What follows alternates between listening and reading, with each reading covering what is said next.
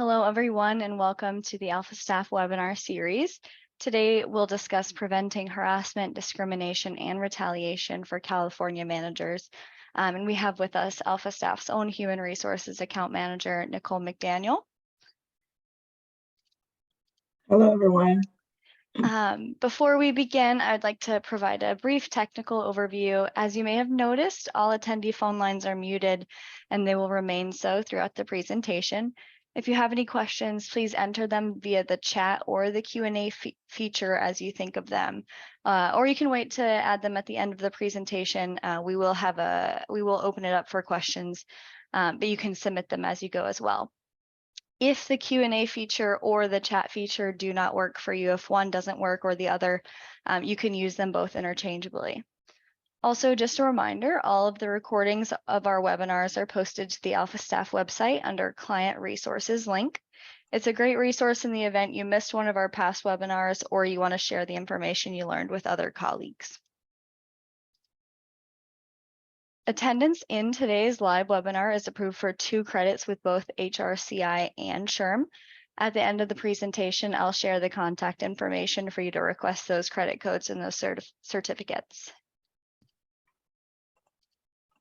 Now I'm going to introduce today's presenter, Nicole McDaniel. And Nicole is an HR account manager with more than 10 years of experience in HR and a degree in education. She has experience in training in diversity, equality, and inclusion, employee recognition programs, and new hire engagement.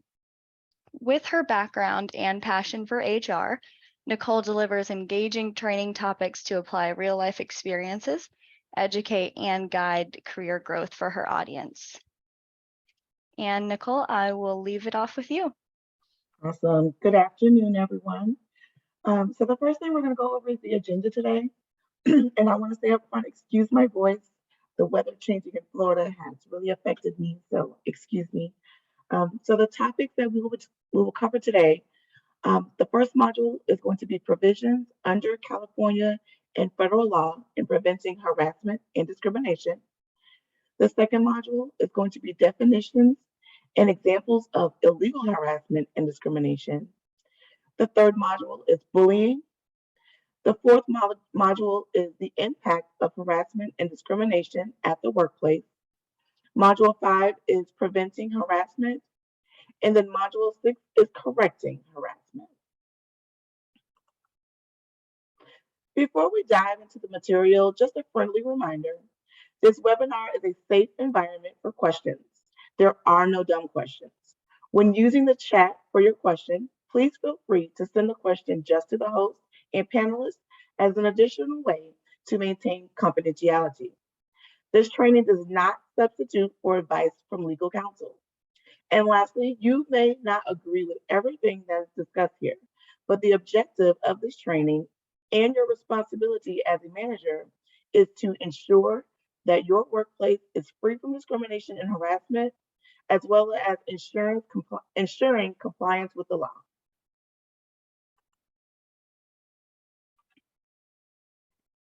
So the goal of today's webinar is to make sure that your company is firmly committed to maintaining a workplace based on the following: collective values that stress the quality of products and services, the importance of teamwork, the need for all employees to treat each other with dignity, fairness, and respect, as well as understanding that we all are responsible for setting the tone.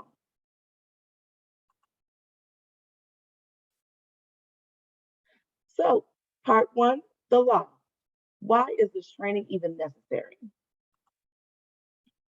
Well, California Government Code Section 12950 is most likely the reason you are taking this training program. It says that employers with 50 or more employees must train their supervisors every 2 years, that the training must be interactive, and that it must be a minimum of 2 hours. New supervisors must be trained within 6 months of becoming a supervisor. It also clearly states that the content requirements of the training. In addition to states, there are 4 federal non-discrimination laws: the Civil Rights Act of 1964, also known as Title VII, the Age Discrimination Act, the Pregnancy Discrimination Act, and last but certainly not least, the Americans with Disability Act. So, how does federal discrimination law differ from the California laws from the Department of Fair Employment and Housing? Under Title VII, employers are not automatically liable. In fact, employers are not liable if they exercise reasonable care and an employee unreasonably failed to take advantage of opportunities to avoid harm. Title VII applies to employers with 15 or more employees, but does not include independent contractors, volunteers, or unpaid interns. On the other hand, California law has strict liability. Employers are automatically liable for harassment by managers and or supervisors. The employer has no defense if the harasser is a manager or supervisor. California law applies to all employers, even if there is only one employee or the employer operates as a sole proprietor, and it includes independent contractors, volunteers, and unpaid interns. Now, before we move to the next slide, I want to make one distinction between discrimination liability and harassment prevention training requirements. As California's discrimination liability law applies to independent contractors, volunteers, and unpaid interns, however, as an employer, you are not required by law to train workers in those categories on harassment prevention. The state recommends these workers be included in your harassment prevention training program, but it is not required as it is with all other employees. Now let's talk about protected classes. California law protects individuals from illegal discrimination by employers based on the following classes: race, color, ancestry, national origin, religion, creed, age, which is anyone over 40, disability, mental and physical, sex, gender, including pregnancy, childbirth, breastfeeding, or related medical conditions, sexual orientation, gender identity and gender expression, and medical condition, genetic information, marital status, and military or veteran status. And finally, hair texture or style. In 2019, the California Department of Equal Housing, determined California lawmakers make it clear that discrimination and harassment based on natural hair texture and protective styles is race-based and unlawful. So let's talk about sexual harassment in the workplace. 6 out of 10 women and 3 out of 10 men and 90% of the transgender workforce experience sexual harassment in the workplace. Between the fiscal year 2018 and 2021, the EEOC received a total of 98,411 charges alleging harassment under any basis of those, and of those, 27,291 alleged sexual harassment. That being said, harassment is still a large underreported issue. 85% of workers never file a formal complaint, while approximately 70% of workers never file a complaint at all, not even internally. This is one of my favorite explanations of the difference between diversity and inclusion. Diversity is being invited to the party. Inclusion is being asked to dance. So while diversity is saying, okay, we have a mix of people in the room, inclusion is at being asked to dance while you're in the room with that mix of people. So now we're on to part 2. In this part, we'll discuss harassment and discrimination in the workplace. So let's start by defining discrimination. The legal definition of discrimination is the treatment or consideration of a person or thing based on the group, class, or category to which that person or thing belongs, rather than on individual merit. The definition includes showing favor or prejudice towards another person. It is a learned and practiced response. And harassment is a form of employment discrimination. We now know harassment is included in discrimination, but what defines harassment? By legal definition, harassment is unwanted, unwelcome, and uninvited behavior that demeans, threatens, or offends and results in a hostile environment. I'd like to add that harassment in the workplace creates a work environment that a reasonable person will consider to be intimidating, hostile, or offensive. Harassment interferes with work performance. It can adversely affect employment opportunities, and it can be severe or pervasive and based on protected classes. Harassment can be verbal, nonverbal, physical, and or sexual. So who can commit harassment in the workplace? Basically anyone. Non-management employees, managers, supervisors, co-workers, third-party vendors, even customers and clients can be accused of harassment and can commit harassment in the workplace. Harassment can be from a male to female, a female to a male to a male, or a female to a female.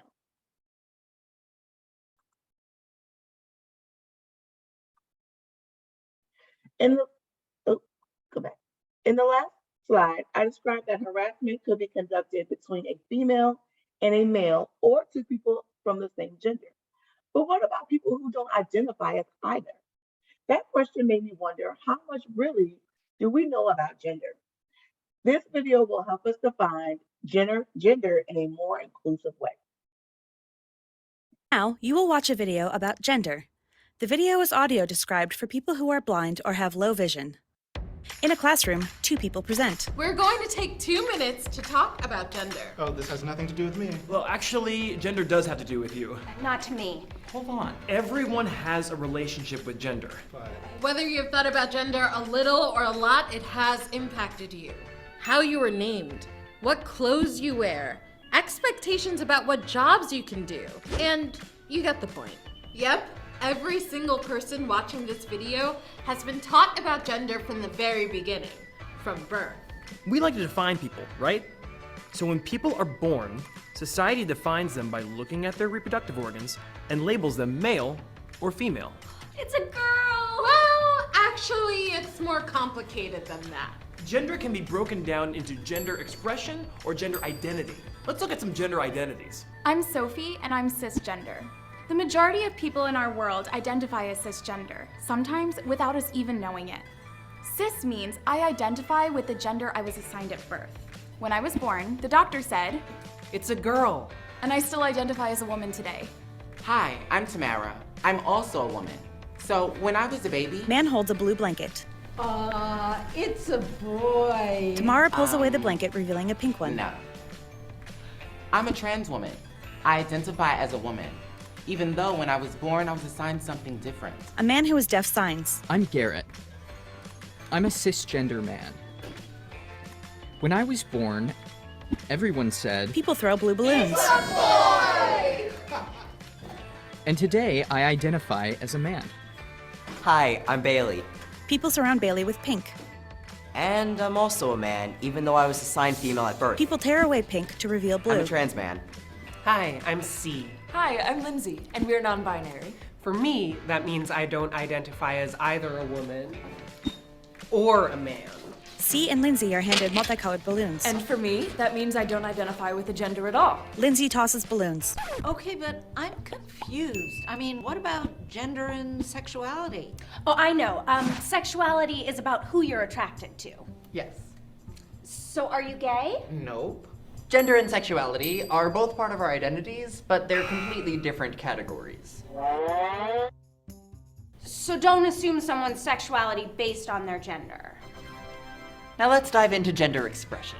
Let me ask you something. If you're a cis man, do you need a plaid shirt, bulging muscles, to have no room for tears, to love sports? Man is thrown a football. No. Man misses football. This might work for some and not others. Why? Because there's no one way to express masculinity or femininity. That's for you to decide. Everyone's allowed to have their own relationship to gender. But there are different things that may affect how the world views your gender. Or how you choose to express it. For example, makeup. Do you wear it? How do you wear it? How colorful do you make it? Hair, is it short? Is it long? More natural? Braided? Did you shave it all off? Clothes. Do you wear skirts, pants, both?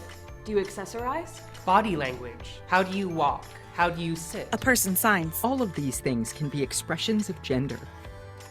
You might express your gender differently at different points in your life. For example, do you dress differently than you did as a middle schooler? Photo of a middle schooler in a yearbook. Thankfully, gender expression can evolve as you grow as a person. Whew. Bottom line, you understand your identity better than anyone else.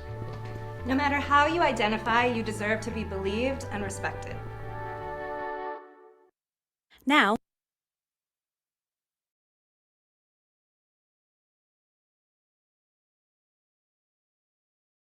I can see the note.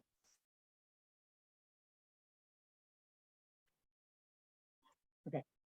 So now let's apply what we've learned so far. I'm going to read through this scenario, and then we'll move to the next slide for a polling question.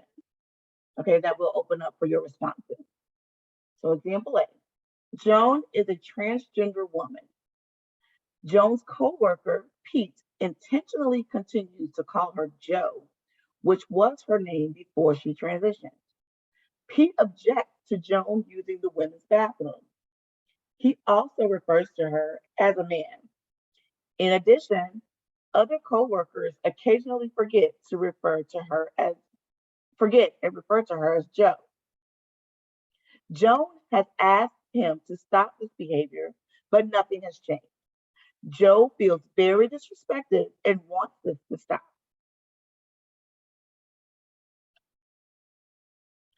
What advice would you give Joan?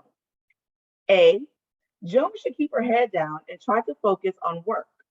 Not everyone is going to be comfortable with her gender transition, and she should expect some negative comments and remarks. B, Joan has a claim for discrimination and harassment because of gender identity and gender expression against her employer because of Pete's treatment of her, as well as because of her coworkers' occasional use of the wrong name. Those coworkers should be reprimanded and notes placed in their file. Or C, Joan has a claim against Pete and her employer because of Pete's negative comments and purposeful repeated use of the wrong name. Her coworkers' occasional and accidental mistakes do not create a situation of discrimination or harassment. So what advice would you give to Joan?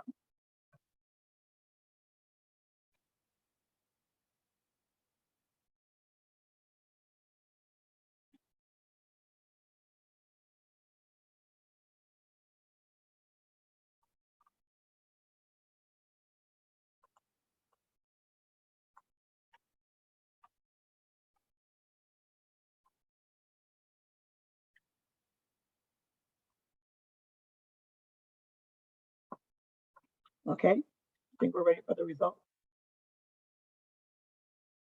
Oh, nice. So let's go over the options. Option A doesn't work because Pete is causing a hostile work environment for Joan by intentionally refusing to acknowledge her transition. Option B doesn't quite work because the occasional use of Joan's former name by her coworkers does not qualify as discrimination or harassment. Therefore, option C is Joan's best way forward. Joan could file a discrimination claim against Pete, but should leave her coworkers' occasional use of her former name out of it. So half of you got that right. So our scenario gave one example of harassing behavior, but there are others.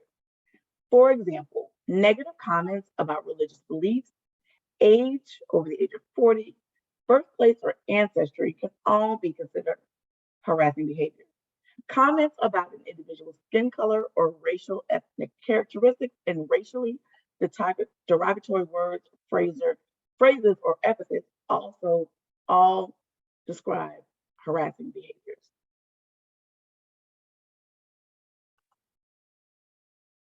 So here is we're gonna on the next 5 slides, we're going to test your knowledge on harassment. You're going to answer yes or no if the scenario is harassment. So number 1, Peter and Josh work at a manufacturing facility that employs people of all races and ethnicities. A supervisor there continuously refers to the Latino employees as beaners. Peter and Josh are white, but have complained several times to management about the offensive language. Management says they can't do anything until a Latino employee complains. Would this be considered harassment?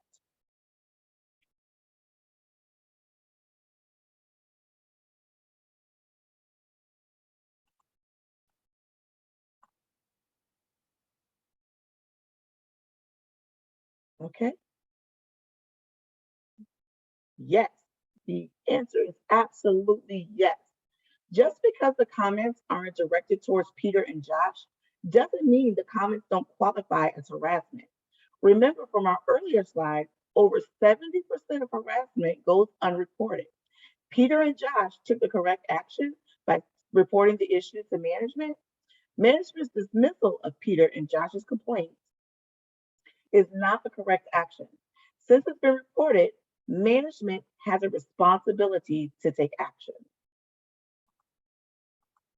Scenario 2. Lee is a doctor at a hospital.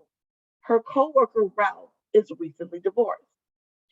Ralph asks Lee for a date, dinner and a movie. She says yes. Several weeks later, after the date, Lee tells Ralph that a work relationship is not a good idea. Ralph waits 2 weeks and asks Lee out again. Lee says no, but Ralph does not stop asking her to go out with him.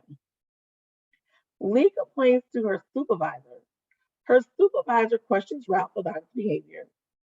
As a result, Ralph apologizes and stops asking her out. A month later, Ralph starts leaving love notes and gifts at her desk. Lee is now afraid that he may be stalking her. Is this considered harassment? Yes or no?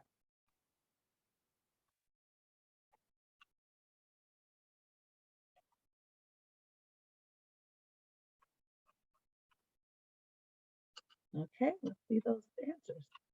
Yes, I love it. Yes, you guys are correct. Yes, this is 100% harassment. Asking a coworker on a date is not harassment. Continuing to ask after the coworker has expressed that they are not interested is harassment. Ralph furthers his harassing behavior by leaving love notes and gifts. The question comes up a lot. Are relationships allowed in the workplace? Different employers have different policies on workplace relationships, so I would recommend viewing your employer's handbook when it comes to workplace relationships. All right, on to the next scenario.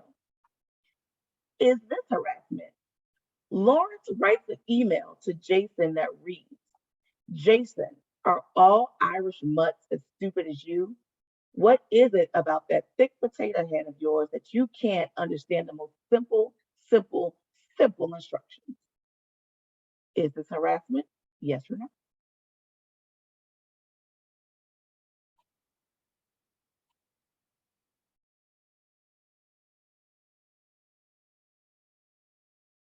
All right, let's see those answers.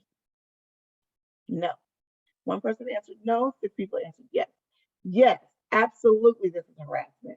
If Lawrence had a problem with Jason's performance, there are at least 10 other ways he could have handled the situation, and none of them included making derogatory comments about Jason's ancestry. Remember, ancestry and ethnicity is one of the protected classes. All right, on to the next scenario. Mina is a seamstress and works for a large factory. She is a Muslim woman and wears hijab. Every time she sees one of her coworkers, he asks, "Can I see your hair?" Today he asks, "Does your boyfriend get to see your hair? I would love to be the guy who takes that hijab off." Mina is tired of these comments. She just wants to do her job.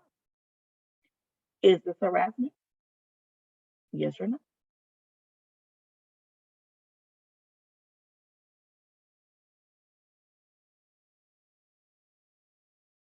Yes, it is 100% harassment.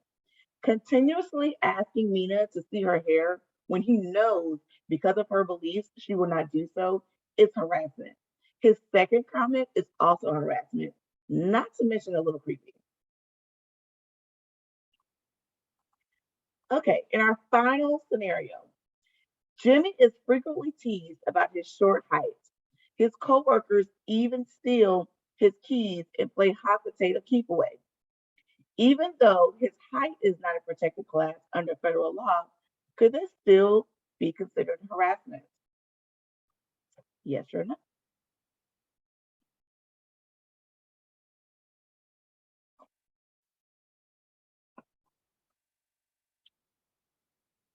Okay, let's see.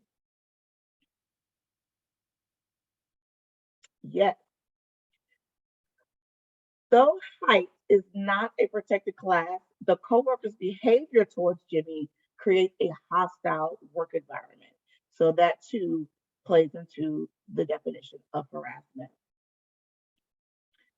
Not all harassment has to do with gender or religious beliefs. In this next section, we're going to take a closer look at sexual harassment. Sexual harassment is defined as unwelcome sexual advances, requests for sexual favors, and verbal or physical conduct of a sexual nature that affects an individual's employment, work performance, or creates an intimidating, hostile, or offensive work environment. There are two types of sexual harassment: quid pro quo and hostile working environment. Quid pro quo is translated from Latin, which means this for that. Sexual harassment is considered quid pro quo when submission to the unwelcome sexual behavior is either explicitly or implicitly a term or condition of the individual's employment. For example, sexual harassment is, if you have an affair with me, I'll see that you get that promotion. An example of an implicit sexual harassment is, you know, I am probably going to have to lay you off, but if you want to come by my place for drinks tonight, we can talk about your options. Mm-mm-mm. So this one, we're going to read the example, and then on the next slide, we're going to give you we're going to give you choices of what's the best answer. So, example, Blake, the sole proprietor of ABC Company, has decided to expand his business. Blake hires Jack, an independent contractor, to install a computer network. Jill responds to Blake's Craigslist ad for an office manager. Blake threatens to sue Jack for breach of contract unless Jack agrees to engage in sexual activity. Blake also tells Jill the job is hers if she agrees to have sex.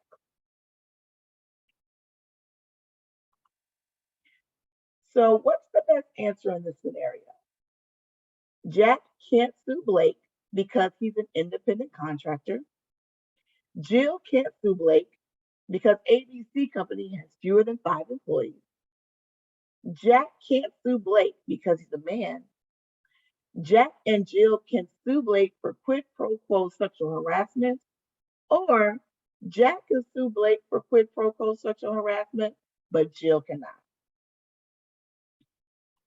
Which option do you think is best in that previous scenario? I always feel like we should have Jeopardy music during the poll questions. Okay, let's see the results. Everyone picked D, and that is correct. So let's go through the options and why the rest of them don't work. Option A, Blake saying Jack would be sued for breach of contract unless Jack agrees to engage in sexual activity is the very definition of quid pro quo.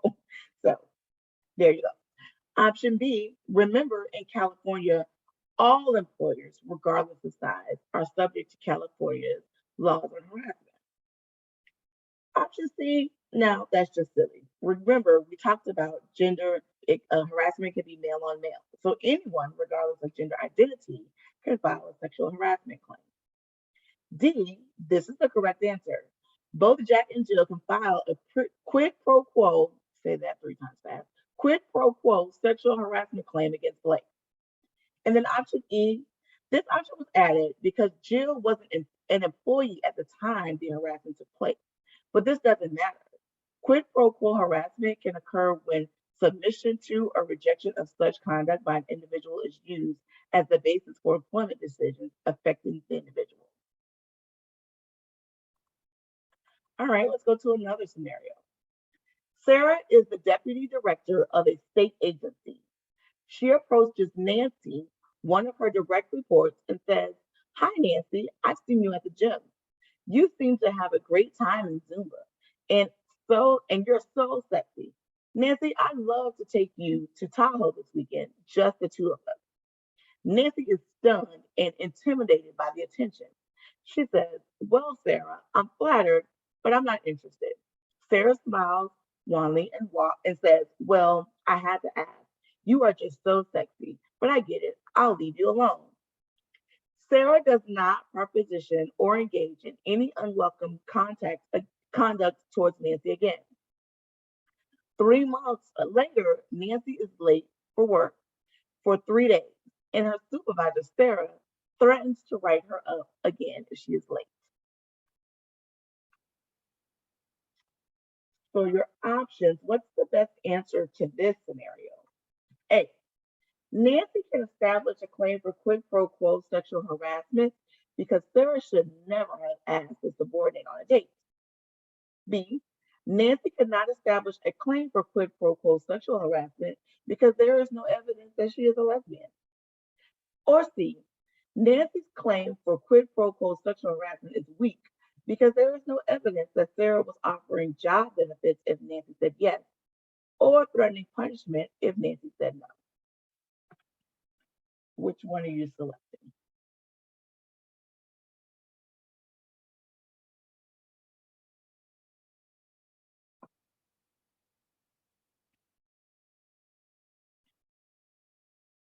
All right, let's see.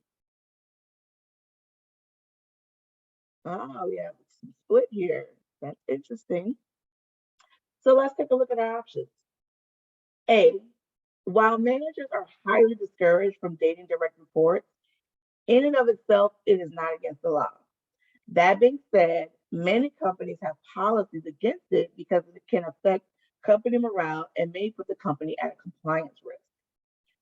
Option B, Nancy's sexual orientation has no bearing on whether it experiences quid pro quo sexual harassment.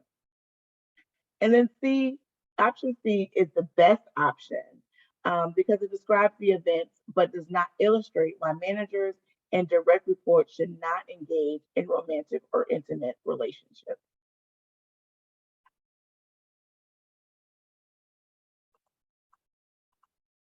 So what defines a hostile work environment?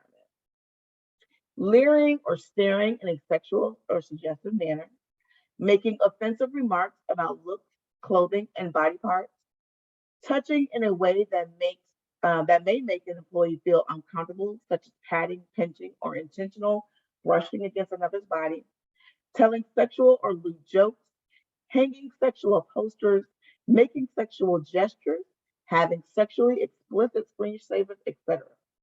Sending, forwarding, or soliciting sexual suggestive letters, notes, emails, or images.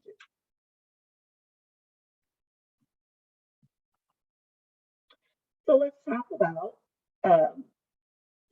hostile work environment. Let's read some scenarios and you tell me if this is harassment. Mary works as a security guard. Her boss, Jose, regularly tells her she is taking a man's job and you should be home making babies, not working as a security guard. Her coworkers are very unfriendly and regularly hide sexual photos in her work supplies. Mary lets Jose know about this and he does nothing. All of this makes Mary mad and feel very frustrated. Is this harassment? Yes or no?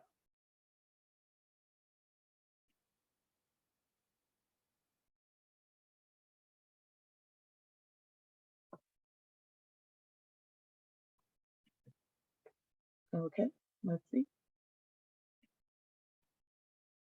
Yes, absolutely.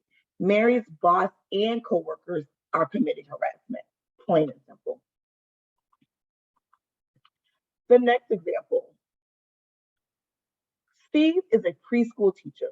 His female colleagues and even some parents keep making comments to him like, I'm surprised you work here. This is a job for women. Or if you want to do this job, you must be gay, right? Steve tries to laugh these comments off, but he doesn't like being boxed in by stereotypes about men. Tony's boss, Frank, knows these comments are appropriate, but hasn't taken any action to stop them. Does this qualify as harassment?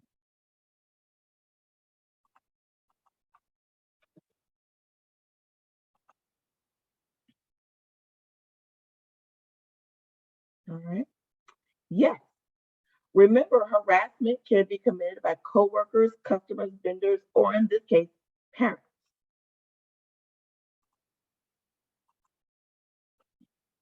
In the next 4 slides, I'll provide some examples of visual, verbal, nonverbal, and physical harassment. Some of the things you see here may seem silly or obvious, but keep in mind, and we'll discuss this later in detail, harassment is based on perception, not intention.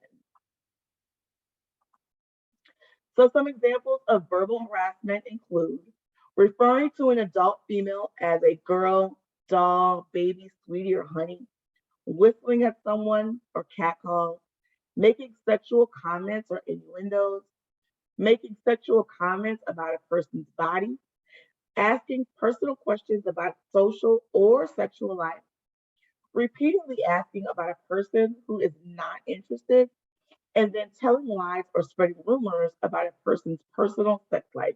These are all examples of verbal harassment. Some examples of nonverbal harassment would be looking a person up and down in a sexual manner, staring at someone, blocking a person's path, following the person, giving personal gifts, displaying sexually suggestive visuals, making facial expressions such as winking, throwing kisses, etc., making sexual gestures with hands or through body movements. Some physical harassment would be, some examples of that would be giving a massage around the neck or shoulders, touching a person's clothing, hair, or body, hanging on or clinging to a person, hugging, kissing, patting, or stroking someone, touching or rubbing oneself sexually around another person, or standing close or rubbing up against the person.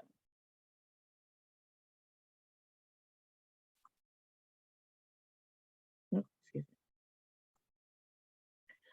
So harassment and technology. Harassment can be recovered even if deleted. Think carefully before you send digital messages that may be inappropriate or offensive, excuse me. Emails, voicemails, and text messages, both sent and received through your company provided devices, are the property of the company, and typically, even deleted messages can be retrieved. On one hand, don't send messages that could be perceived as inappropriate or offensive. On the other hand, if you're the recipient of the message, do not reply or forward it to anyone except management or human resources for the purposes of reporting the incident. And I want to share a story right here because I was on a former HR team and we had an activity where it was during COVID. We were all working from home and we had an activity of, oh, send us your funniest COVID memes. Well, one of our coworkers sent a meme, a very inappropriate meme of this person in a hazard suit, but she was like on all fours. It was very inappropriate. And he ended up getting terminated for harassment for that photo. So even in an HR group where he definitely should have known better, it was deemed harassment because of the nature of the picture that he sent and because he sent it using his work email. So just be careful that it does happen. Even if you're not thinking about it, just be careful of what you're sending through your work emails. So does it have to happen at work? And that was a great example because we were all working remote. So, no, as we have been discussing, harassment so far, we've implied that these events have to take place at the worksite location. But what if the harassment occurs outside of the office or worksite location? In 2012, 11 years ago, it was a California court decision that an employer is still liable for harassment that occurs using their office equipment. The court case was Ralph Espinoza versus County of Orange. Ralph worked at a juvenile hall in Orange County, and Ralph was born with his right hand missing his fingers and a thumb. He was self-conscious about his condition, and typically kept his hand in his pocket. Evidence presented during a trial included blog postings that began in 2006. One coworker offered another coworker $100 to photograph Ralph's hand. The court records show Ralph reported the harassment to management and was branded a rat. On the blog, Ralph's coworkers referred to him as Rat Claw Boy and a one-armed bandit. The judge ruled in favor of Ralph, and he was awarded $820,000. The County of Orange appealed the verdict, citing that the blog posts presented during the trial should not have been considered evidence. The blog posts were anonymous, and the county did not create or approve the blog. The appellate court upheld the lower court's ruling, finding that, among other things, there was evidence that county employees accessed the blog using workplace computers. All of this to say, an employer's duty to protect employees can occur outside of a worksite location, whether it's a salesperson's meeting with a customer at the customer's worksite location, cyberspace, holiday parties, happy hours, and more. The employer's duty to protect employees remain unchanged. So I've hinted in earlier parts of the presentation, but now let's take a closer look at intention versus perception. When it comes to harassment, it's the target's perception that matters, not the intention of the person demonstrating the behavior. To illustrate, I'll share a story of one of my coworkers. In her early 20s, she worked in an office environment that was friendly with the front desk receptionist. She used to joke about how people leave the kitchen a mess. People would spill things and not clean them up, wouldn't wipe up overflows in the microwave, and things like that. At the end of the day, she was responsible for tidying up the kitchen for the next morning. She used to say things like, "What do their kitchens look like at home? You should leave their dishes we should leave their dishes on the desk as is." At some point, she reported the message to management. One day, an email came from management telling all employees to clean up after themselves in the kitchen. Based on the past interactions with the receptionist, I forwarded the manager's email to her and wrote something like, "I'm not doing it. I'm far too busy for this."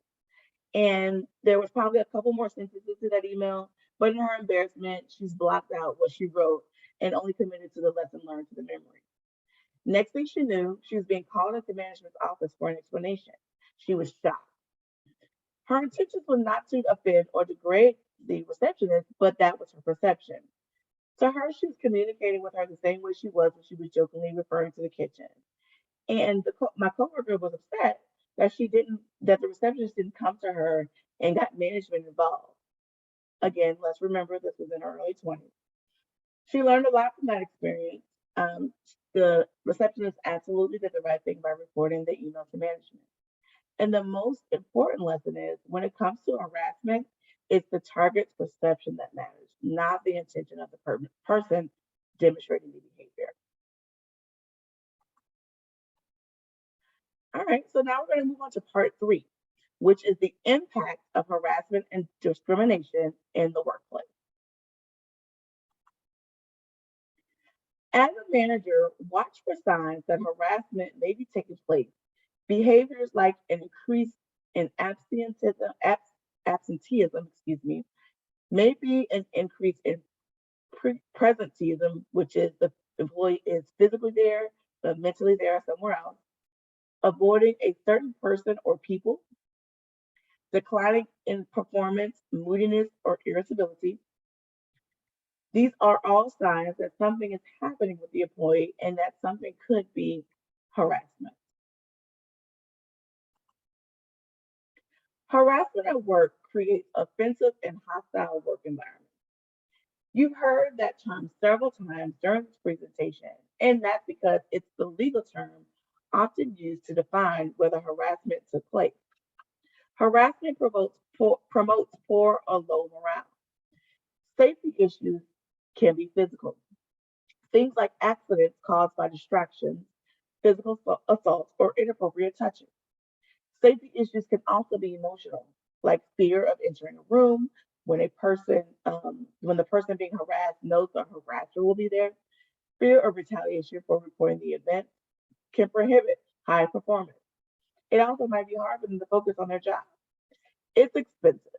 Legal fees, lawsuits, financial settlements, turnover, negative press, and bad reputation limits limits to productivity either because of turnover or that worker who isn't putting out their top performance.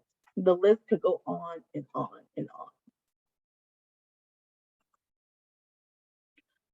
So what about the effects of harassment? What effects does harassment have on the victims? Harassment is associated with an increase of risk of anxiety, depression, post-traumatic stress disorder, as well as diminished self-esteem, self-confidence, and self-confidence, and psychological well-being.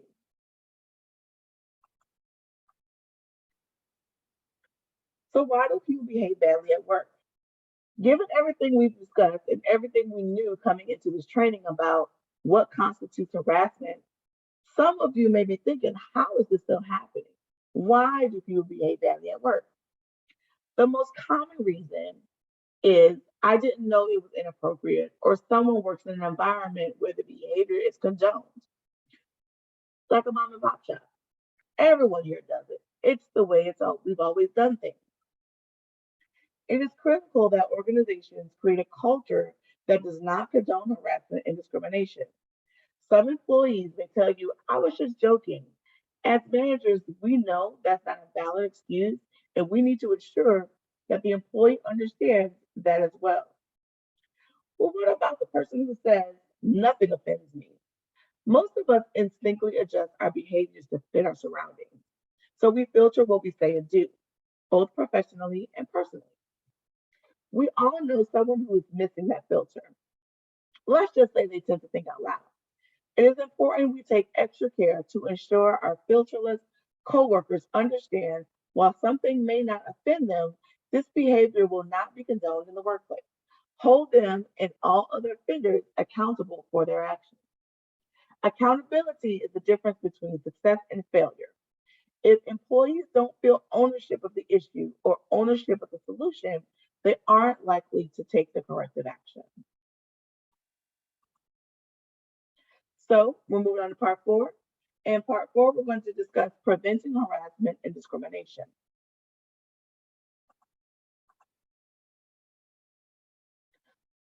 So you set the tone.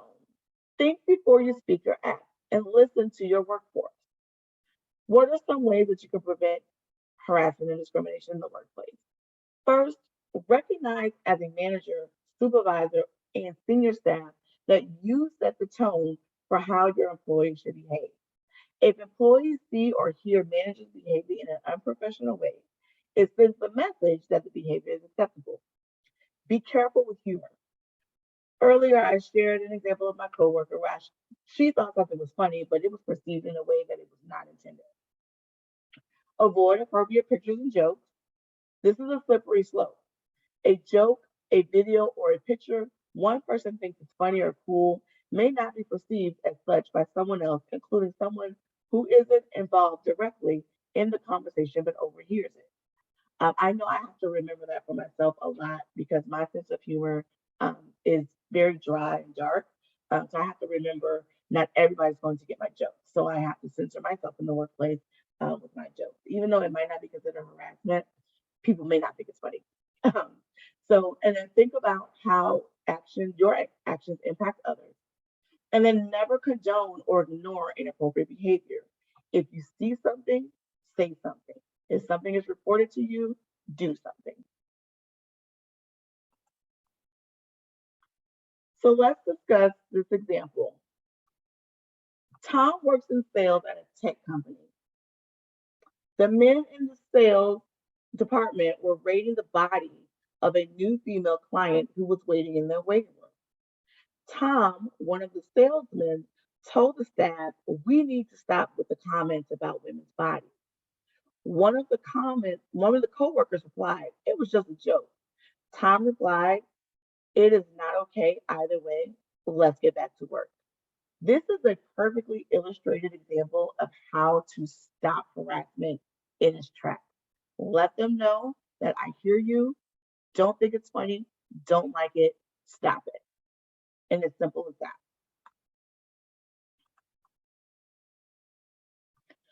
So we just talked about it. You cannot ignore it.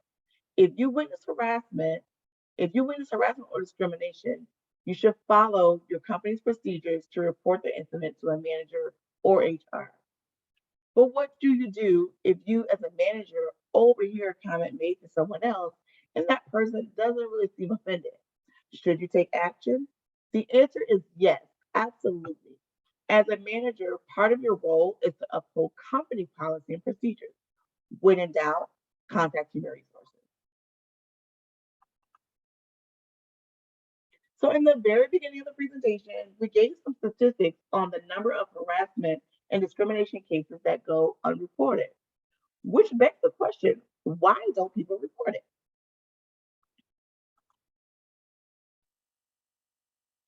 Maybe the person being harassed isn't comfortable sharing or confronting their experience for a number of reasons. Whether management or non-management, that's where we as coworkers can really make an impact. Bystander reporting makes our coworkers accountable for the behavior. It reminds all of us to keep a professional demeanor while at work or work-related events. And it can show a shift in culture by defining an appropriate workplace conduct.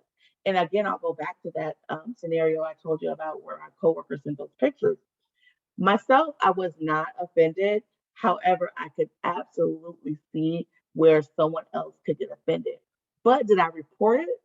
No, I did not report it because I personally wasn't offended. Should I have reported it? Yes. But was it dealt with immediately? Yes. But let's say it wasn't.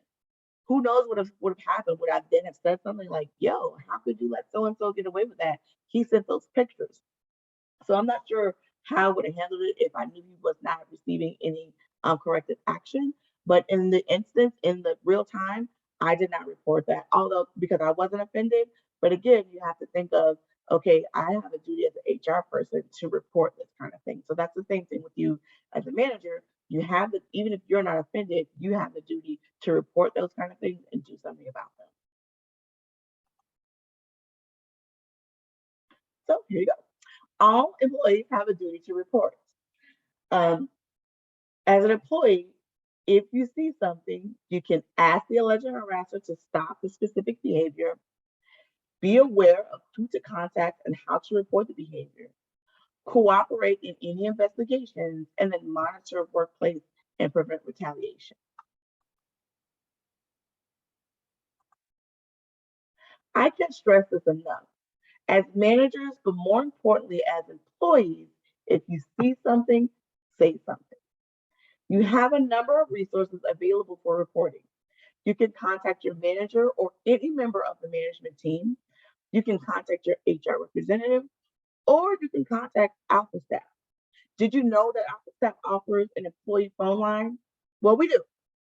We can take the information for the report and bring it directly to management.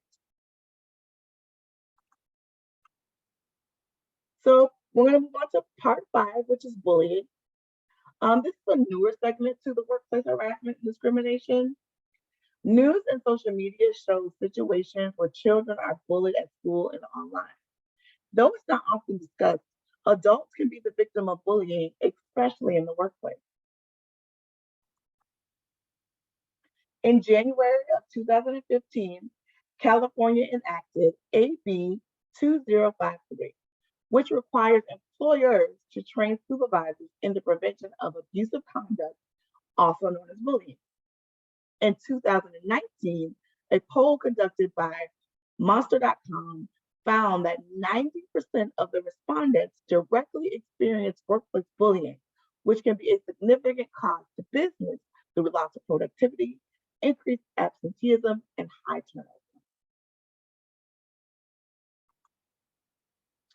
California law defines abusive conduct as conduct of an employer or employee in the workplace that is a responsible person would find hostile, offensive, and unrelated to an employer's legitimate business interests. Repeated infliction of verbal abuse, derogatory remarks, insults, epithets, verbal or physical conduct that a reasonable person would find threatening, intimidating, or humiliating, or the gratuitous sabotage or undermining of a person's work or performance. California law also provides a single act shall not constitute abusive conduct unless it is especially severe or egregious. So here are a few examples of bullying behavior, and we've broken them out into 3 categories. So the first one is aggressive communication. That can include insults, yelling at someone, or angry outbursts, invading someone's space, or email. The Monster.com poll I mentioned earlier shows that 23% of those who were bullied at work were victims of aggressive tone, language, or email. The second category is manipulation of work. In this category, think of the aggressor as the saboteur, someone who is intentionally making the job difficult for someone else to prevent them from succeeding. This could be direct, like intentionally leaving someone out of a meeting, or it could be indirect, like withholding resources or setting unrealistic expectations for workloads and deadlines.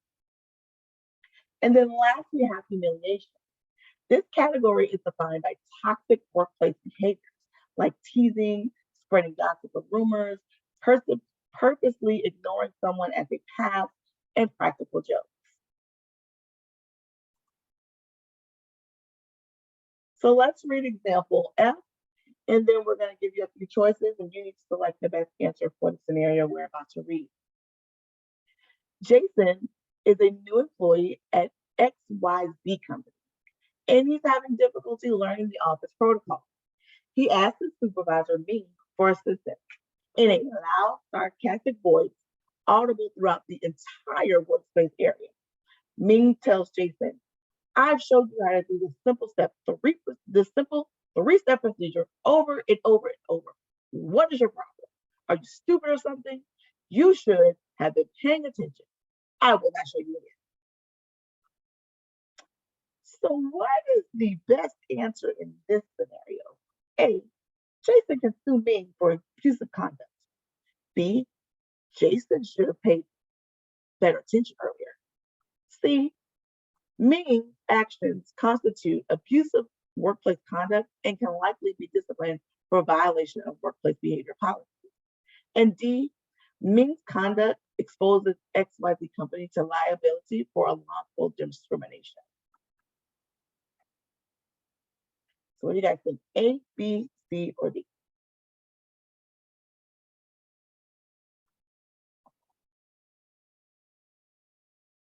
All right, let's see those answers. Okay, 4 out of 5 said C, 1 person said D. So let's take a look at the options. A, Jason sues Ming for abusive conduct. I think everyone on the call has felt the way Ming felt, but her approach to Jason was entirely unprofessional. That being said, Ming's response does not meet California's law definition for abusive conduct. Ming doesn't repeatedly yell at Jason. So far, this is a one-time thing.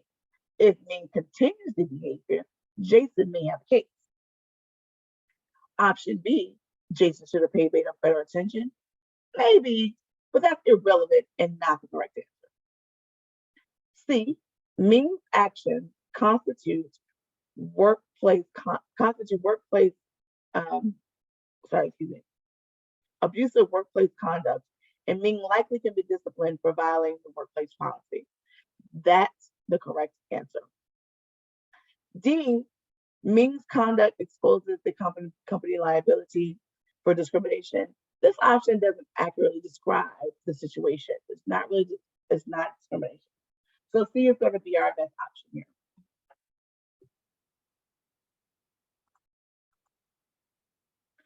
So we've discussed both harassment and bullying. Now it's important to understand the difference between them with respect to California law. For abuse to be defined as harassment, it must be related to the target's protected class, age, race, gender, etc. Bullying doesn't share that requirement. Unlike harassment, for abuse to be defined as bullying, it must be repetitive unless it is severe or egregious. A power imbalance. Neither harassment or bullying requires it, but both of them could include it. Subjectivity. In the case of harassment, the law does not focus on the harm caused, but with bullying, the harm caused is a part of the legal definition.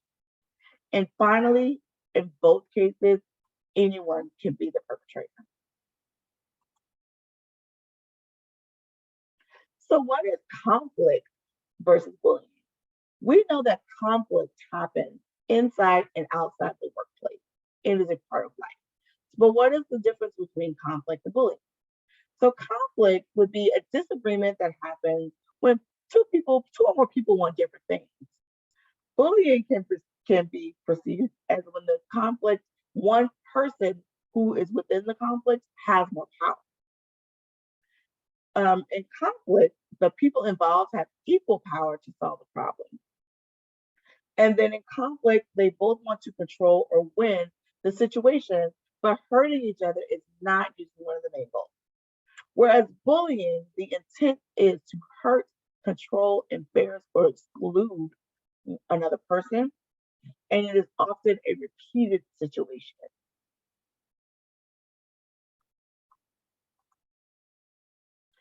So there are 5 steps to handling bullying.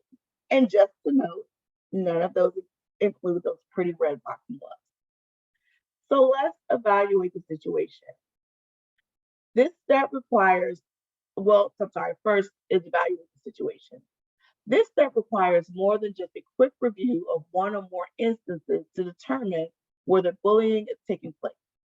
First, look at the situation objectively. Find out what's really happening because people are rude for all sorts of reasons. I don't know if there are any Seinfeld or Curb Your Enthusiasm fans out there, but there's so much of both of those shows are based on what the lead character perceives as rude behavior from other people. The power the aggressor has over the people, is it actually or is it perceived? Carefully and objectively evaluate the situation to see if any of these conditions apply. If the person is simply unpleasant and difficult to work with, you're probably not the only one who sees it, and you're certainly not alone. Practice patience and don't let their bad attitude affect you. Step 2, encourage employees to stand up for themselves. Remember that people treat you the way you teach them to treat you, as Oprah has said about 1,000 times. Your behavior, your actions, give people instructions about your boundaries. Do you remember the old adage, kill them with kindness? Well, for the purposes of this presentation, I don't want anyone to die. So I'm changing it to disarm them with kindness. The trick is to remain polite and professional while still setting your limits firmly. Practice your response so you're prepared if there's a next time, allowing you to respond swiftly without getting emotional. Keep it simple and straightforward. For example, look the person in the eye and firmly say, I don't think your tone is appropriate. Please don't speak to me that way. Document the situation. We are HR people. Our recommendation is always to include documentation. Get in the habit of noting your interaction with the aggressor. Document both sides of the story. Your documentation shouldn't only include what the person said or did, it should also include your responses. 4, get supervisors and managers involved. For some people, standing up for yourself is easier said than done. For others, confrontation on that level creates discomfort or anxiety. All people need to know is that they have the option to get management involved. At this point, it is advisable to have some documentation about your experiences. This will give management a picture of what's happening and a starting point for their investigation. In most environments, HR is your best bet for action. If you choose to go to a trusted supervisor instead, he or she may not want to get involved. However, HR is specifically designed to handle these kinds of complaints. That doesn't mean it will always be addressed quickly or effectively as you would like, but they typically have more experience resolving these kinds of challenges. And then lastly, consider your other options. Don't forget, employees can contact Alpha staff to report this kind of behavior. Though we don't work directly at your worksite location, we can certainly bring the information to the right management and provide guidance on how to best proceed. And now we're at part 6. In part 6, we will discuss taking appropriate corrective action. So when an employee makes a complaint, what should you do? First, respond immediately. As a manager, it is your duty to respond immediately and take the complaint seriously. Assess the complaint objectively. Do not allow yourself to form opinions about the person making the complaint, the person named the complaint, or the situation that is brought to your attention. This means if you don't really like that coworker and they have some performance issues, don't put their complaint to the bottom of the pile. Or if the person that they're complaining about, you kind of like them, they do a great job, they're always getting 4s and 5s in their performance evaluations, you don't want to lose them. Be objective. Do not promise confidentiality. We always want to say, whatever you tell me will stay with me. As much as we want to create a safe space for people to address their concerns, the nature of some situations may require involving senior management and sometimes the authorities. Be supportive and respectful, and obtain as much information as you can from the employee. I like to use the who, what, when, where method. Who was involved? Were there any witnesses? Describe what occurred and when and where did it happen. Document, document, document. I mentioned it before. HR is all about the documentation. And finally, if you're not an HR person and the complaint comes to you, immediately report it to Human Resources.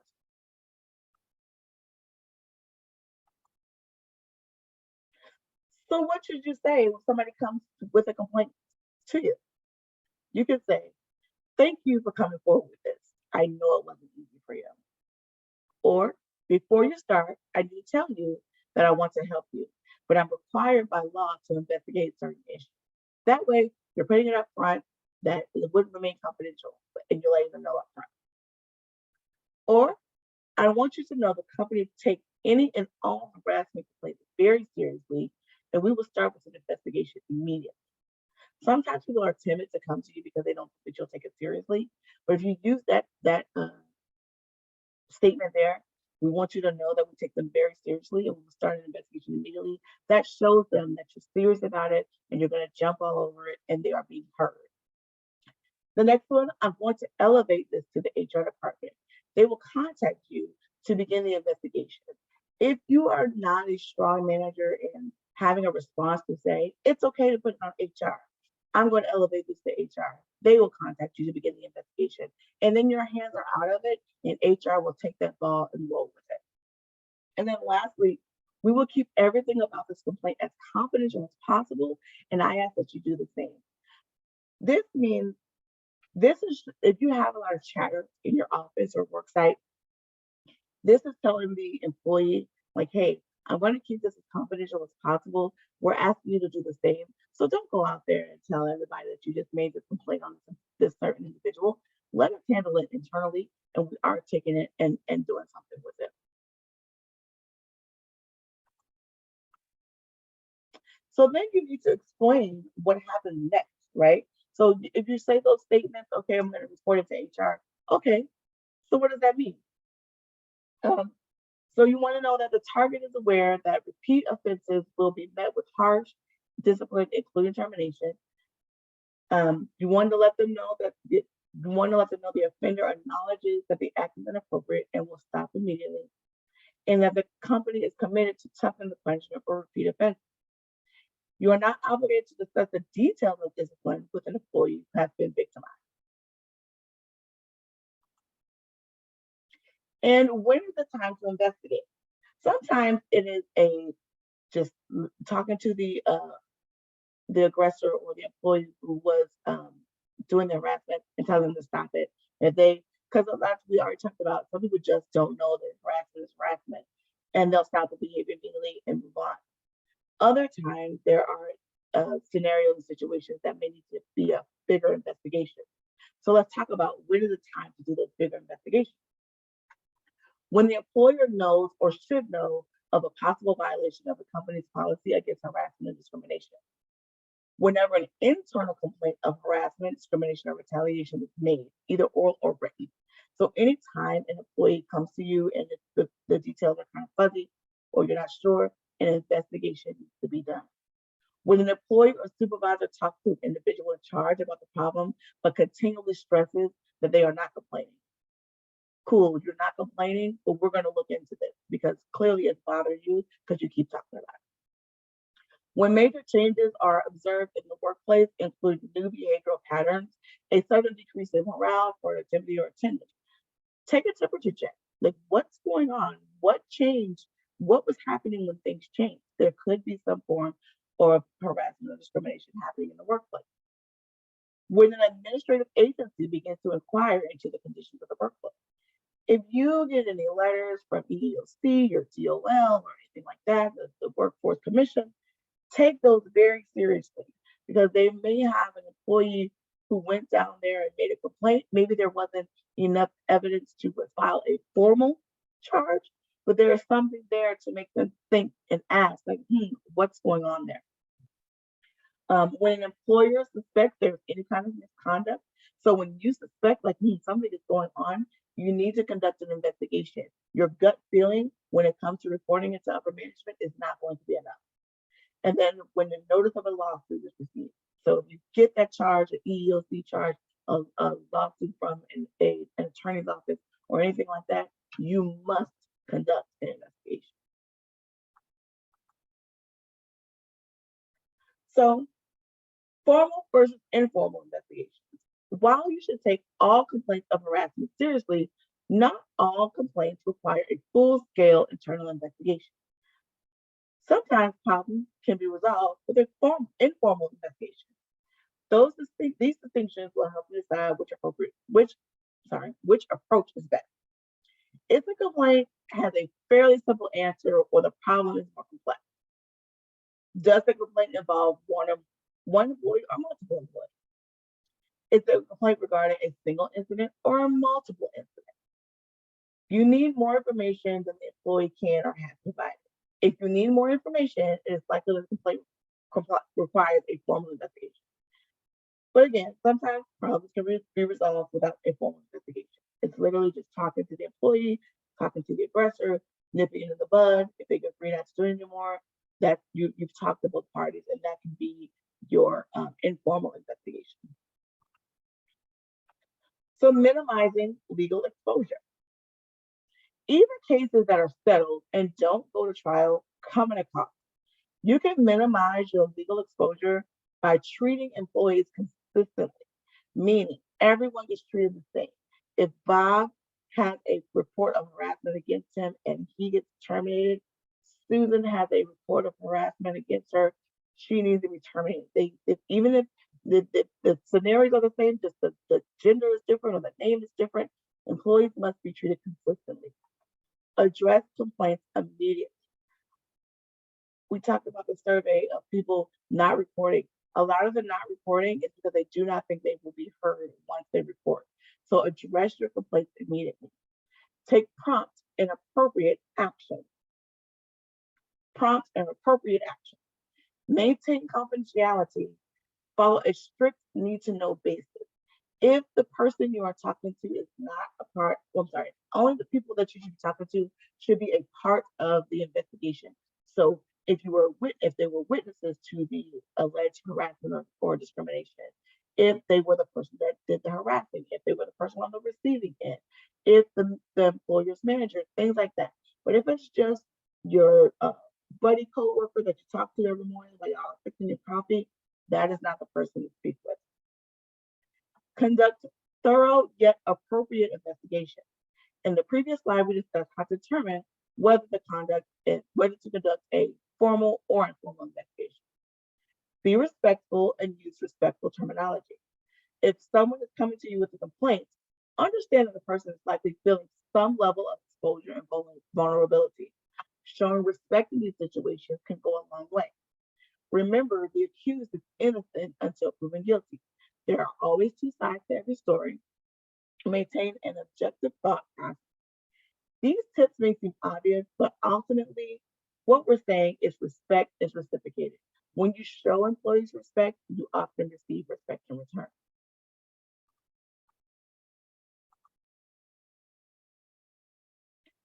So we just discussed how managers can help to minimize legal exposure, but the company can take precautions as well. Companies should have a written, published harassment policy. Typically, this policy is outlined in your employee handbook. The policy should include a clear procedure for filing a complaint. Think of it as a roadmap to guide the employee through the claims process. Make sure the person filing the complaint understands retaliation is not tolerated. Earlier in the presentation, we discussed why employees don't always bring complaints to management attention. Retaliation is a huge fear. You want to make sure to train every new employee. This is kind of a two-step process. Step one is to ensure that your employees have received the harassment prevention and claims filing procedure as a part of their onboarding. And then step two is to ensure that your new hires receive the harassment prevention training within 6 months of hire or promotion to a supervisor as outlined in California law. You should train all employees on a regular basis. Again, California law outlines harassment prevention training must be conducted every 2 years.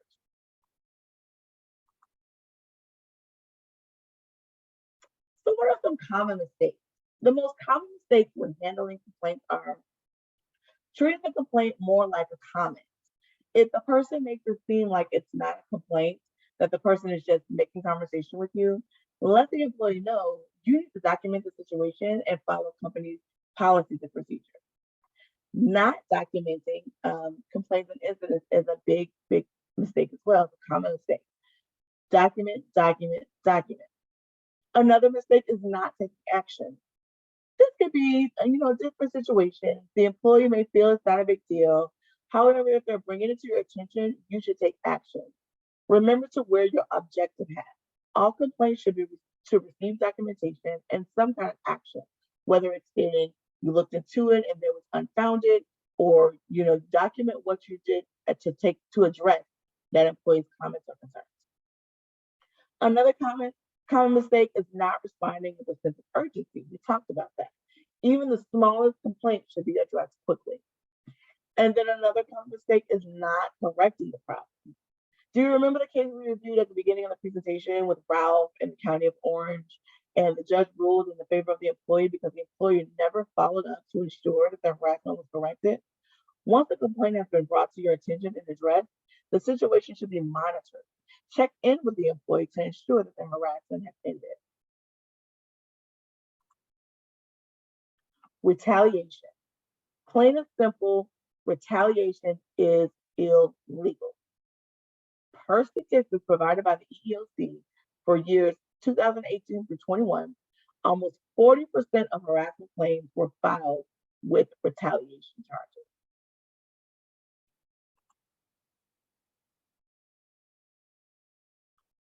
So what is retaliation? It is illegal to punish or otherwise discourage employees from pursuing their rights.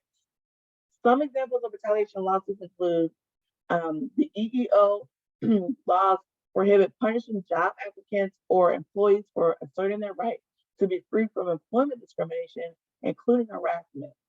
Asserting these EEO rights is called protected activity and can take many forms.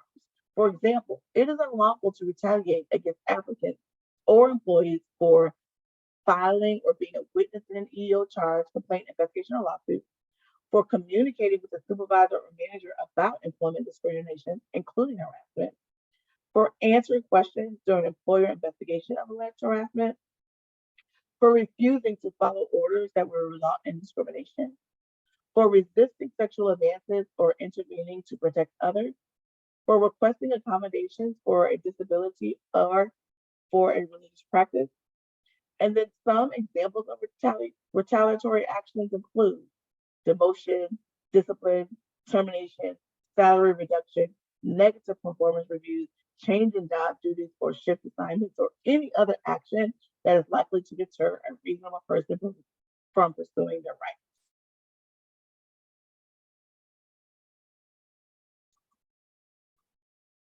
You can help avoid retaliation lawsuits by educating yourself and your employees. I mentioned this earlier, but someone who brings a complaint to your attention should be, someone who brings a complaint to your attention should be the illegality of retaliation. Provide a confidential way for employees to make a complaint. Make it clear that retaliation will not be tolerated. Remember that a retaliation suit can be filed if you fail to act on a complaint. And then take care when dealing with employees to avoid anything that could be perceived as retaliation.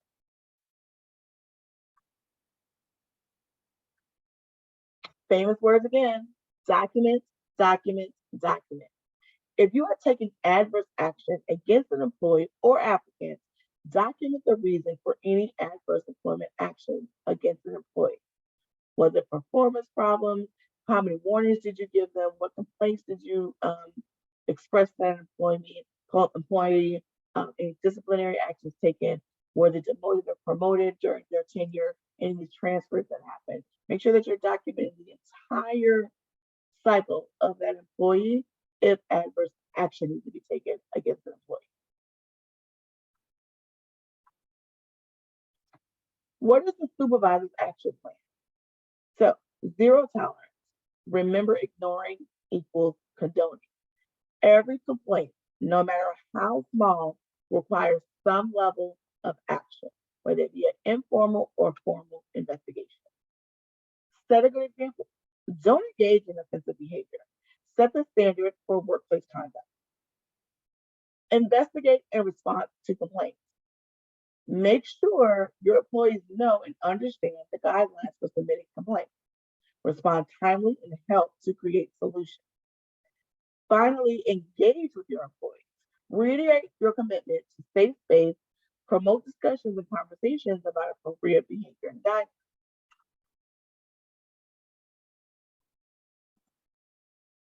All right, so we have arrived to our final stage, part 7, which is testing your knowledge. So how will we apply the information we just reviewed? For this portion of the presentation, I'll read the question, and I'd like you to submit your answers in the chat. I'll read through some of your responses before revealing mine. Okay, first question. What can a supervisor do to help employees feel safe reporting discrimination, workplace harassment, and sexual harassment? Please use the chat to send your answer.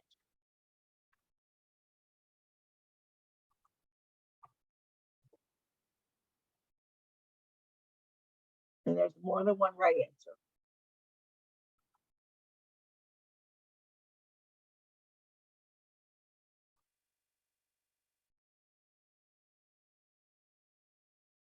I can't tell if anything's coming through.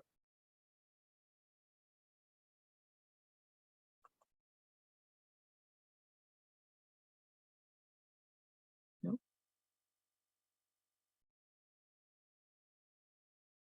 Okay, so once that communicates the process, I like that.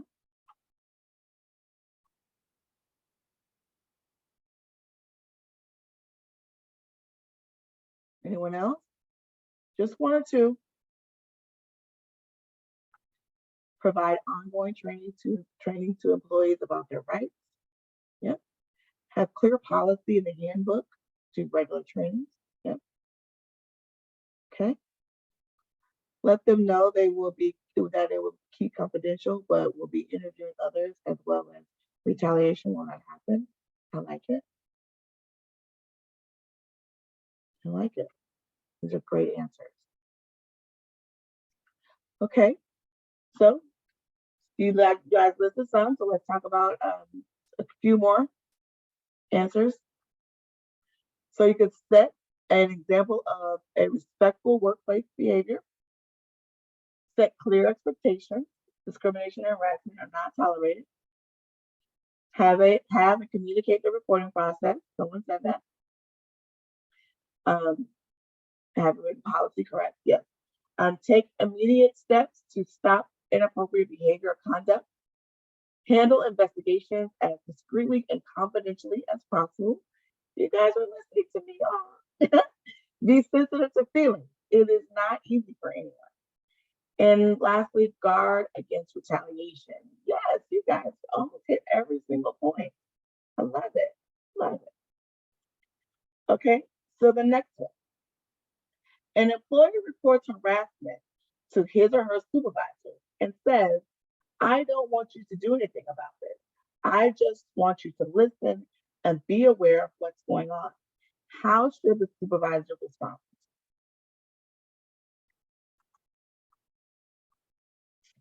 Use that chat again.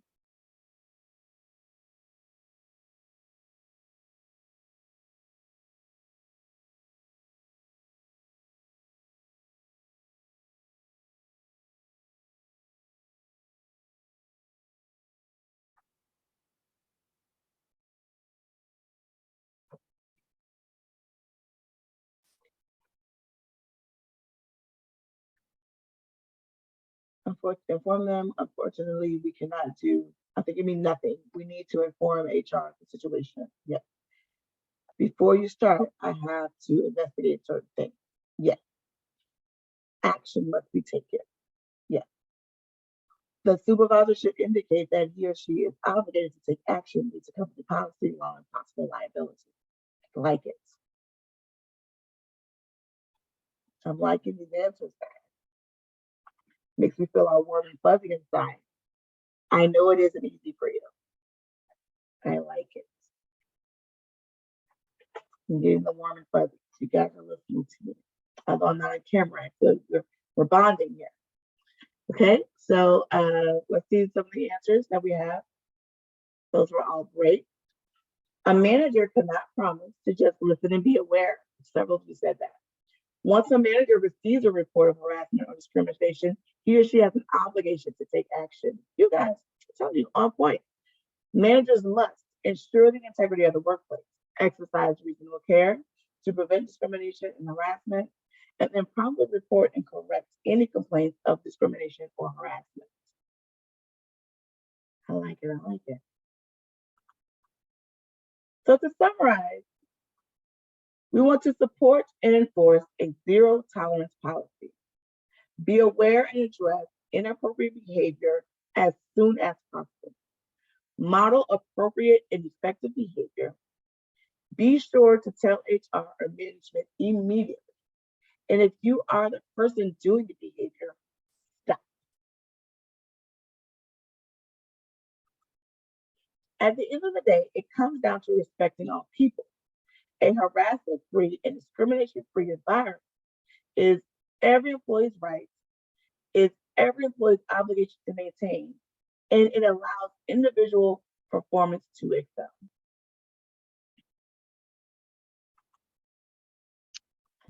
All right, so we're going to open the floor to questions, everyone. Thank you so much, Nicole. That was a lot. I know that you covered so much, and there's so many little things that are involved with all of this. So if anybody has any questions, put them in the chat or the Q&A feature.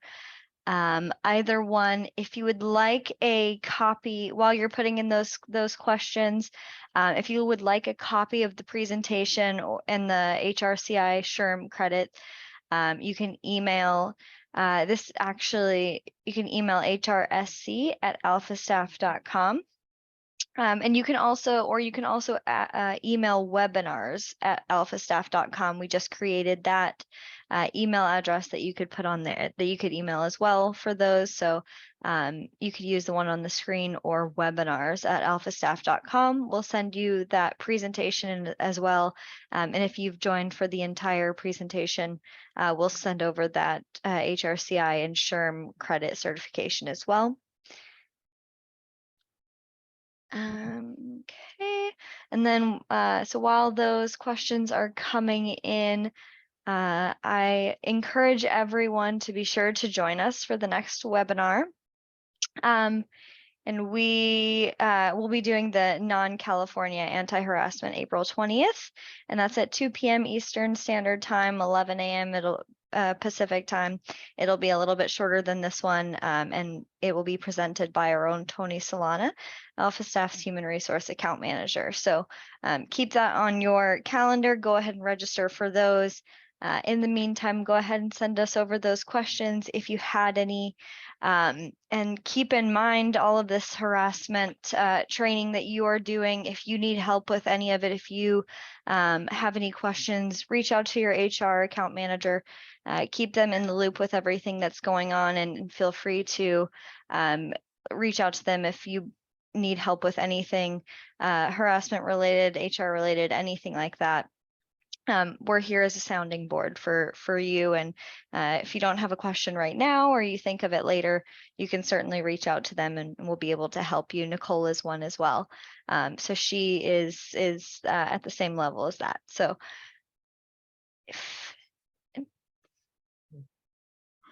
Well, if we don't have any questions, I would like to make it more interactive. If you don't mind, what can someone put in the chat one key takeaway that they have from the presentation?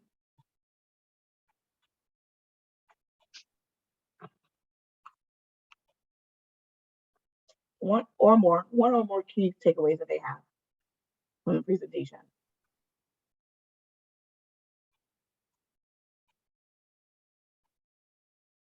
Love the additional video you added about gender identity, sexuality.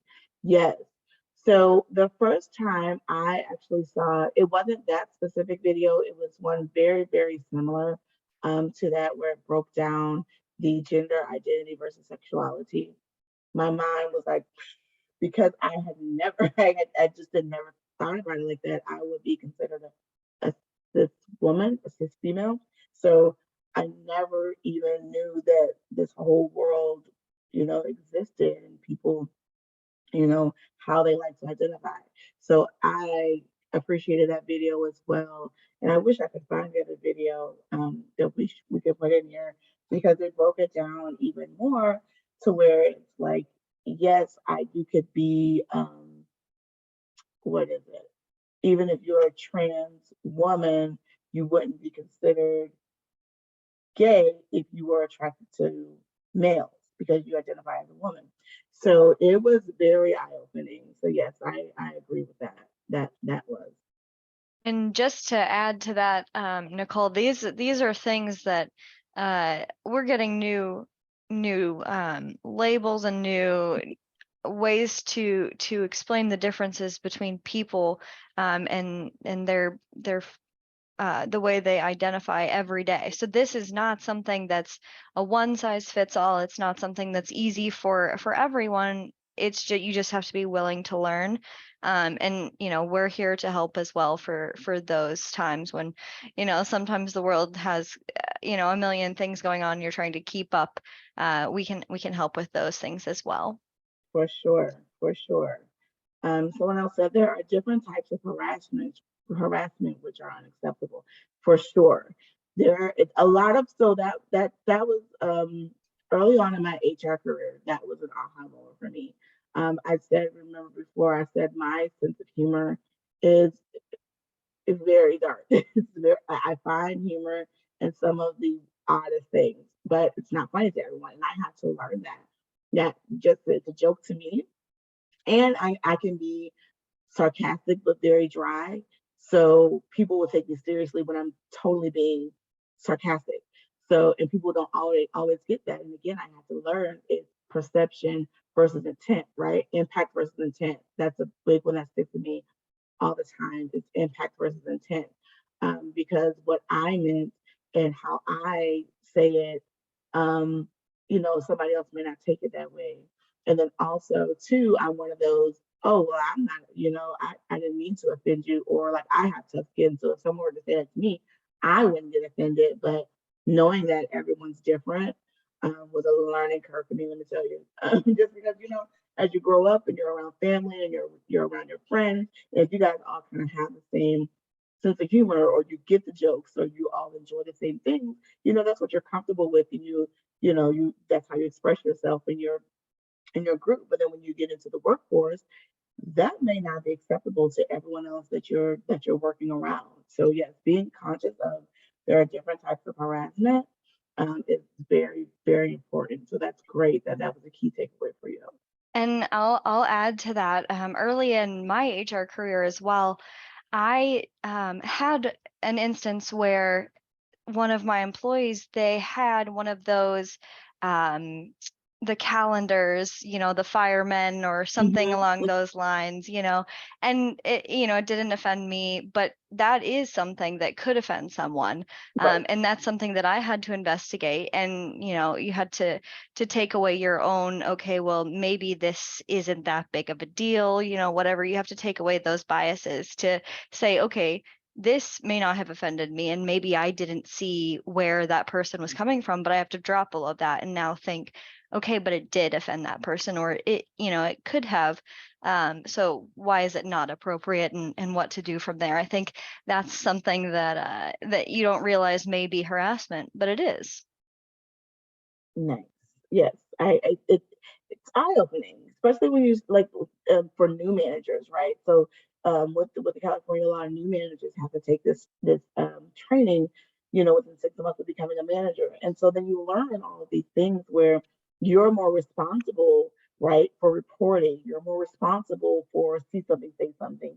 You're more responsible for now. It's a liability on me as a manager to report this. Well, it may not be offensive to you, but if it's offensive, period, if it's deemed offensive by society, you have to do something about it. So yeah, it's all a learning curve. And like you said about the gender identity, um, this is moving. You just see bullying has been added within the last few years. So that was not a part of the component. So even the harassment and discrimination training is evolving as well because bullying has been added. And that says how to respond in the sample of responses. This is very helpful to assure I am responding respectfully. Yes, absolutely. That the responses for sure. It gives you kind of a roadmap of what to say, right? Because as a new manager or just a manager who may not be as comfortable with investigations and things like that, we talk to managers all the time who may have not had an incident in years, right? But then you have this incident and you have to respond. So giving you those tools to know what to say and how to say, we're glad that you find that helpful to make sure that you're responding correctly and respectfully.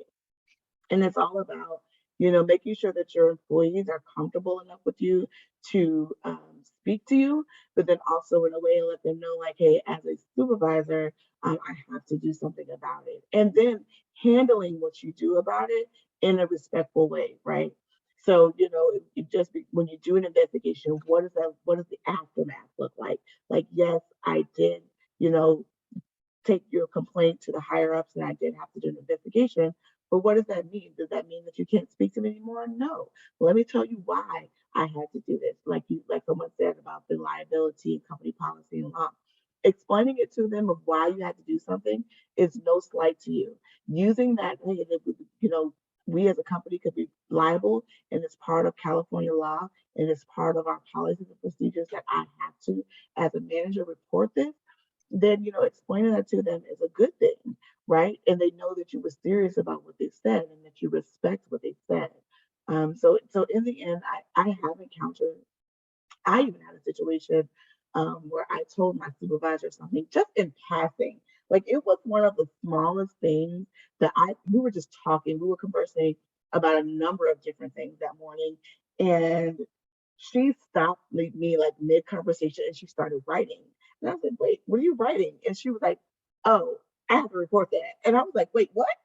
And she was like, yeah, I have to report that. I have to do something. I can't sit on that. And so, and it was one of my coworkers had yelled at me like in the hallway of our cubicles. So this was in the office and there were these low cubicles. And I guess he called my name and I didn't hear him. And he stood up and yelled across the cubicles and said, I know you hear me. And again, I'm not one to get easily offended. So I was like, ooh, sorry. And I turned around and was like, okay, what's up? And so I was conversing with her about it and telling her the situation. And she was like, absolutely not. That is not acceptable. So, he ended up apologizing to me and everything like that, but I didn't even need an apology. But it was her taking that extra step to letting him know that that behavior is not acceptable. Because again, he clearly thought it was acceptable to get up and yell at me like that. So it was setting that boundary and that expectation with him more than it had to do with me being offended about it. So that's another way to look at it, setting that tone of what should be happening in the workforce versus how somebody is perceiving it. Right, and as far as the sample of responses, we at Alpha staff also have plenty of sample forms and investigation topic tips. Feel free to reach out to your HR account manager again to just Uh-oh, Brandy, did we lose you? Did you put yourself on mute? Brandy, you there? You're breaking up.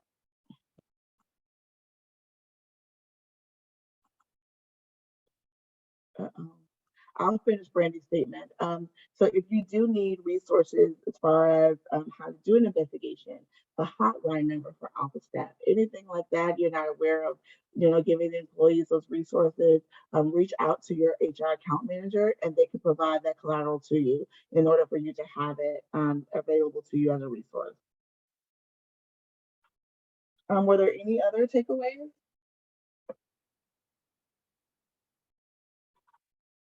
Or questions, something that you may have thought, documentation for sure. So I just told you the story about my boss sitting there writing down what I told her about him yelling at me in the hallway.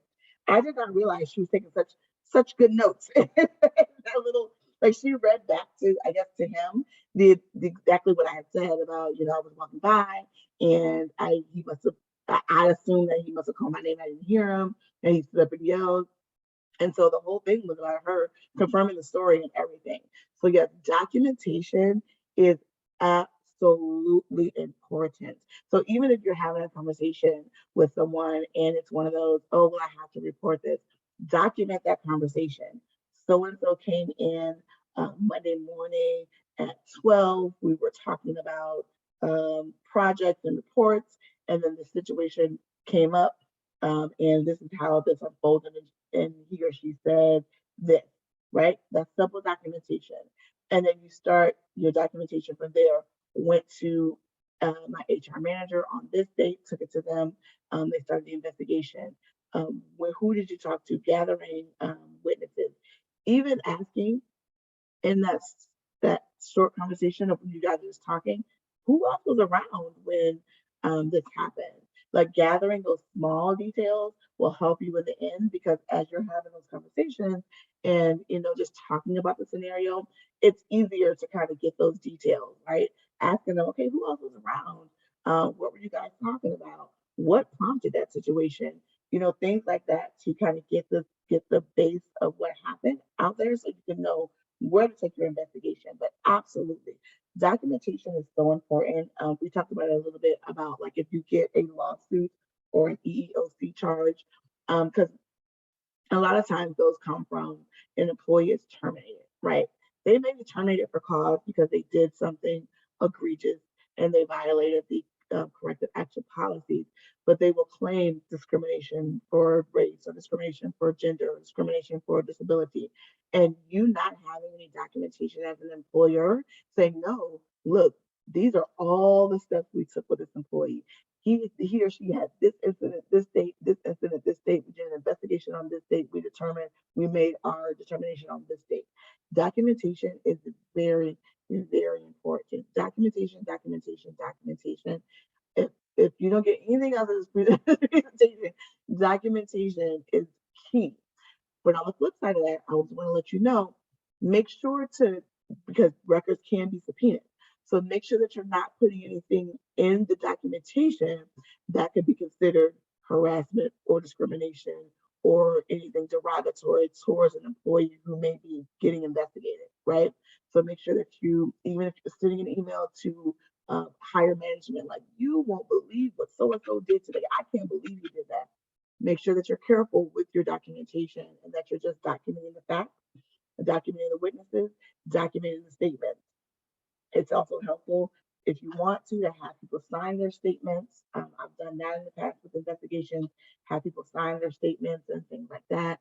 I've read statements back to people when it's a long one and you're kind of paraphrasing what they're saying, but you're going to type it up later. You want to make sure that you're reading back what they're saying, and then when you type it up later, say, hey, or when you're reading it back, say, hey, have I captured everything? That's important too, making sure that you captured everything and reading back to what the employee said to you during that investigation, and then say, hey, have I captured anything? Half the time they say, oh, yes, and this happened, or oh, yes, and this happened.